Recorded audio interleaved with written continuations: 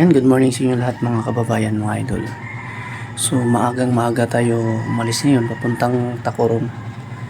Kasi malayo pa po yung biyahe dito. Inaabot po ng mahigit 3.5 oras po ang biyahe. So time check tayo, papakita natin yung orasan. Umalis tayo. So good morning sa inyo lahat. Yan, time check. Ang oras po ng madaling araw ay alas 4:03 ng umaga. So dito sa labas ay napakadilim pa.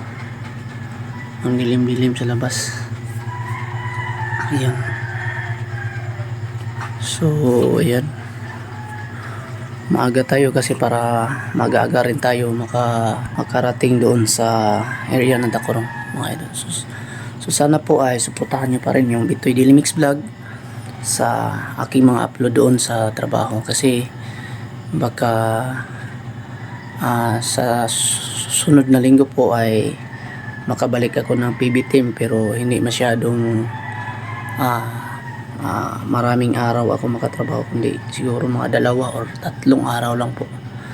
Tignan ko na lang po yung sitwasyon ng aking trabaho doon sa Tacoron, kasi hindi naman po pwedeng pabayaan yung trabaho ko doon, kasi ako po talaga yung nagdala ng trabaho. Mahirap na kung magkakamali yung mga trabaho doon. Tayo po yung mapag-anuhan ng amo, mapagalitan ng ating boss Arman. So good morning sa inyong lahat, idol, and thank you sa lahat na nanonood kagabi ng aking video, sa nagpapa-shoutout. So shoutout sa inyong lahat, and sa mga silent viewers, sa mga new subscriber, thank you sa inyong lahat mga idol. Good morning, and mag-intro po muna tayo.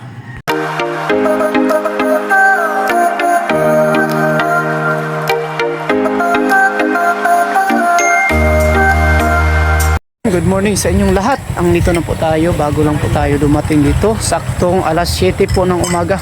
Mula Davao nag-umpisa tayo umalis doon mga idol. Ay 4:15 siguro yun. Nalimutan ko. Kita mo na sa time check natin. So dito muna tayo kasi araw ng sahuran ngayon. Kung mga mga trabahante natin dito ay kailangan sahuran kasi uuwi sila mamaya. So dito tayo naman po yung maiwan dito mamaya mga idol. So thank you sa inyong lahat, sa lahat na patuloy na nanonood po sa Bitoy Daily Mix Vlog. Thank you kay lahat po sa Sir Paul, sa lahat ng PB team na sumusuporta sa akin. Sa inyong lahat mga kababayan, maraming salamat po, at abang-abang kayo dito sa aming trabaho mamaya, kasi vlog ipapakita natin yung pagbaon namin ng mga kabilya para po sa maging biga dito. At least makapagbigay tayo ng idea sa gustong matuto, kasi po may babae po tayong viewers na gusto talaga niyang matuto sa construction, at kahit daw babae siya ay gusto niyang matuto. So yan, abang-abang idol, para po mamaya ay ating ipapaliwanag at ipakita natin kung paano natin gawin. So thank you. Yan. So yan mga idol, at nagyupi tayo dito ng mga stira para sa biga. Yan, pakita natin yung ito, madami-dami na po yung ginagawa nila para na po yan sa biga. At saka po dito yung sample natin, ito po pagyupi namin sa biga. Yan, yung biga hindi naman talaga siya mabusisi. Ito lang yung sukat namin, lang ang buhos nito is 24 cm by 14 cm by 20 cm po yung laki.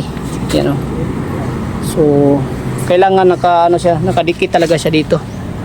Ayan, kahit na may kaunti siyang awang, pero okay na yan. Yan, kaya paikot para pagtali natin is maganda, madali lang. Yan ang ginagawa natin, at yung ibang kasama natin dito sila naghuhukay sila kanina. Yung mga poste mga idol, mga kababayan, yan, nabuhusan na yan, at tapos hinukayan na para sa biga. Yan, sobrang init dito po sa Tacoron. Yan, lahat po ng poste dito.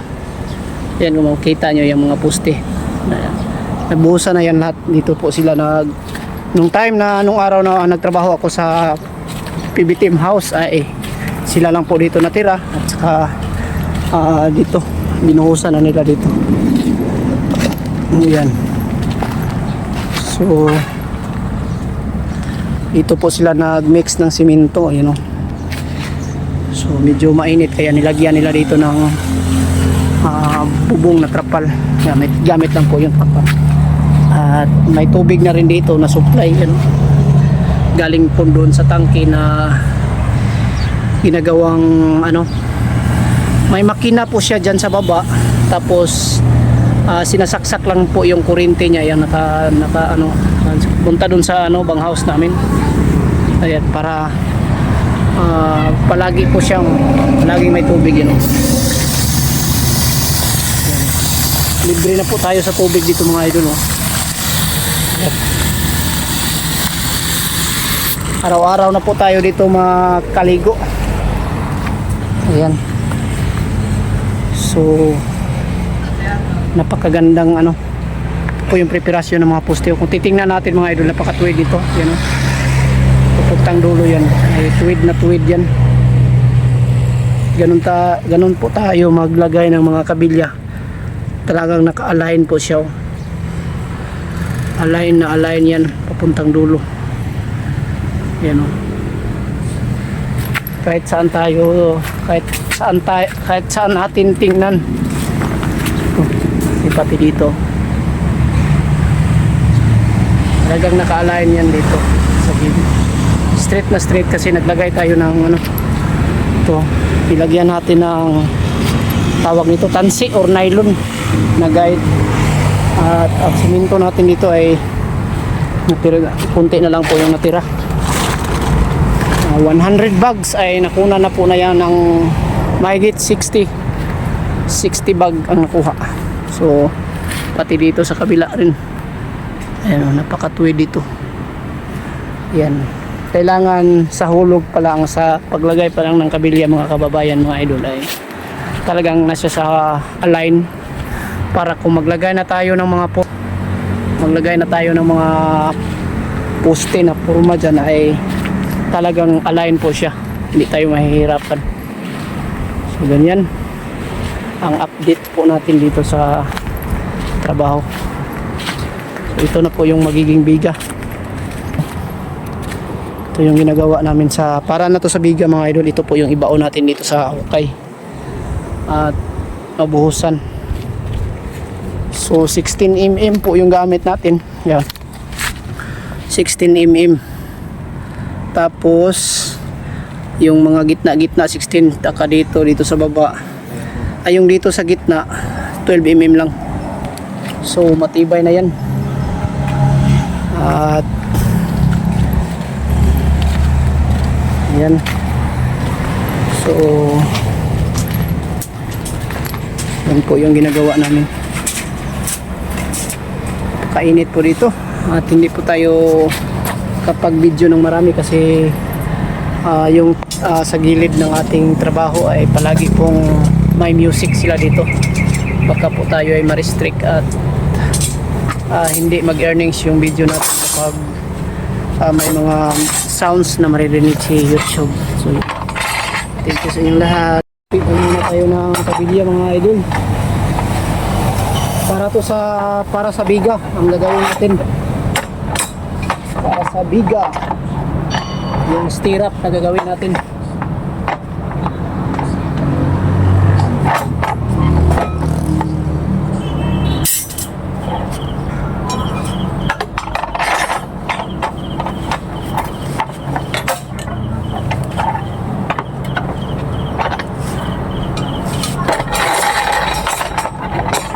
Yan po yung kasama natin dito, yung pamangkin ko ay naka-ibad pa ng damit.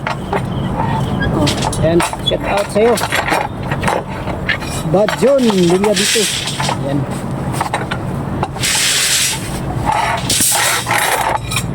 ito lang mga idol yung pag-ipi namin. So panoorin nyo lang para matuto kayo, bigay tayo ng konting idea.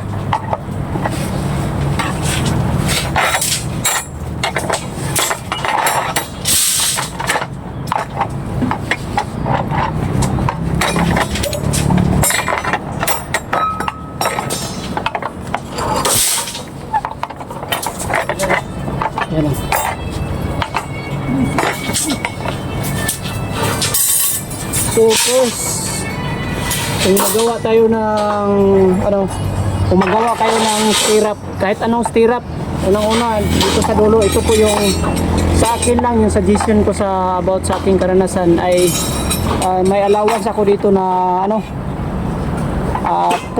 cm ito, galing dito sa may dulo, yan, dulo ng bakal, yan, naka-allowance siya, galing dito, yung bakal, yung pako natin, nakalabas siya dito po ng 4 cm, yan, tingnan nyo.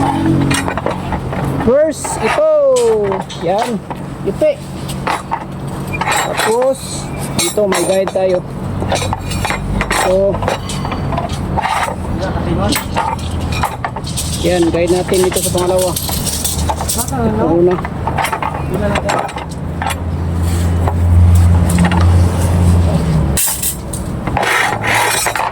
Tapos lipat ito sa mga bandang dulo yung guide natin para pahaba, kasi yung stirrup natin mga idol, hindi po siya kwadrado para sa biga, yan.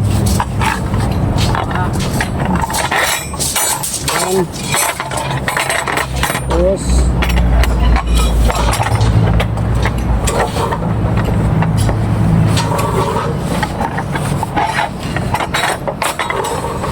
yan, ito po yung natira sa bandang dulo kanina, ayan niyupi na natin ito. Dalawa, ito na po yung niyupiin natin, balik natin dito. Ayan.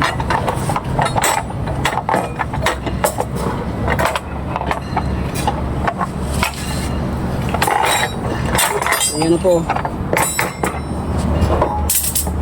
Ito yung buo ang paggawa. So abang-abang lang kayo mga idol para matuto at gayahin nyo lang, para at least magkaroon kayo ng idea kung paano mag-yupi ng kabilya para maging stirrup na inyong mga biga at saka kustik. Ayan.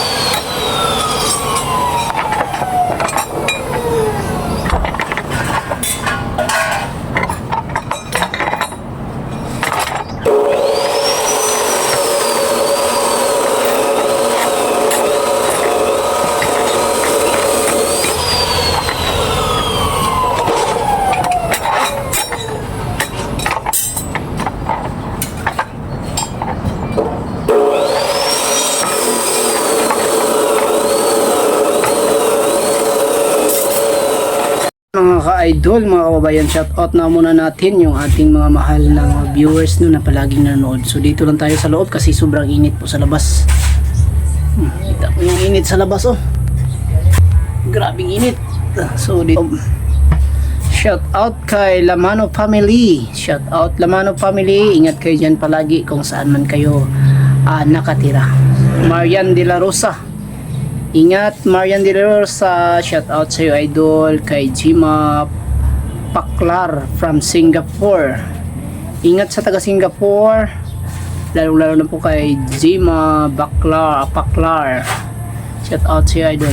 At kay Lily Rose Coronado from Banga, South Cotabato. Shout out sa iyo idol. Ingat ka palagi dyan sa Banga, South Cotabato. At kay Melinda Foras from Cagayan de Oro, ingat kayo dyan Melinda Foras sa Cagayan de Oro idol. At kay Idinia Monteri from Abu Dhabi, ayan, ingat kayo dyan sa Abu Dhabi, Idinia Monteri. So shout out sa iyo. Kay Noel from Belgium. Ayan, shout out sa inyo dyan at ingat kayo palagi. at kay Columba family and Imbak family from Kidapawan. So shout out sa taga Kidapawan po, no, sa ating mga mahal na mga viewers dyan na nanonood palagi at sumusuporta sa Bitoy Dilimis Vlog. At kay Johnny Bis, yan, shout out Johnny Bis. Alexander Ramirez from Iligan City, ayan, hi sa taga Iligan City. Ito po yung siguro yung magpagawa ng bahay niya. So shout out sa iyo, idol, ingat ka dyan palagi. Dito sa amin ay ayan, tumutulo na yung mga pawis natin, no? Kahit dito lang tayo sa loob, sobrang init. Ingat kayo palagi and bye bye, God bless us all. So yan, magandang hapon sa inyong lahat mga idol, mga kababayan. So pauwi na po yung ating mga kasamahan. Uwi pa siya, yung iba sa Matanao, lungsod ng Matanao, pero ang ano po nila, barangay is Barangay Bangkal. Tapos yung iba, si Felipe, ay umuwi pa po ng Davao. So ngayon sobra na po ng alas 3 mo isla kasi ayan, tingnan nyo yung panahon ay makulimlim. Makulimlim po dito ngayon sa Takurong at sila ay pauwi na para at least naman hindi sila maabutan ng ulan. So shout out sa inyong lahat dyan.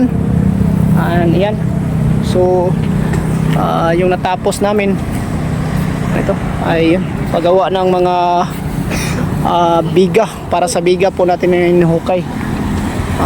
Bukas po mag-overtime kami dito, idol. So continue tayo para mas madali matapos natin yung trabaho natin dito kasi nag-iba naman yung plano sa ating boss. Gawin niyang second floor, pero pagdating sa second floor ay hanggang buhos lang muna tayo sa second floor. Ayan lang muna po yung gagawin dito kasi yung second floor, pagdating na daw ng araw, kung sakali makapwesto na po sila dito, makapagtinda. So ganyan. At sa lahat po ng ating mga viewers, maraming salamat. Sana po ay manood kayo sa video ito kasi sana kakaunti lang naman po yung matitira na naman po dito na manonood sa ating video. So yan, maraming salamat sa inyo at sana ay gabayan kayo palagi ng Panginoon sa araw-araw na yung mga inyong mga ginagawa sa buhay. At yung nagpunta po dito na ating viewers po, no, na pumunta po dito sa site nung wala ako dito kasi nagtrabaho ako sa PB Team House, ay pwede po siyang bumalik kasi uuwi ako sa susunod na Sabado pa. At bukas andito ako hanggang Sabado ng alas 3 po. So yan, maraming salamat sa inyong lahat at magpasalamat din tayo sa lahat ng ating mga new subscriber po, no, galing sa iba nating kasama na vlogger galing sa Pugong Biyahero, kay Sir Rap, kay Peter Paul at kay Sir Paul. Sa lahat po na PB Team ay lalong-lalo na po kay PB Team Panday, maraming salamat sa inyong lahat, sa inyong kabaitan palagi na sumusuporta sa akin, at sa lahat po na silent viewers na laging nanonood at nagsuporta po sa Bitoy Dilimis Vlog. Maraming salamat po sa inyong lahat mga idol. Thank you sa inyong kabaitan na ipinadama sa akin. So yan lang na muna ang ating vlog sa araw na ito. Ingat kayo palagi. God bless us all and thank you.